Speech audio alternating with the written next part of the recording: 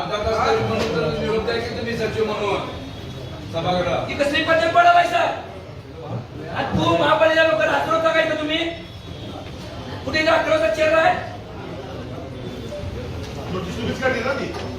तुमचं सस्पेन्शन आता सांगतो मी हे असले माहिती कपुडी करायचं आलं नाही इथे काय काम करणार म्हणून काय तुम्ही बसलोय मी तर तुम्ही सभापती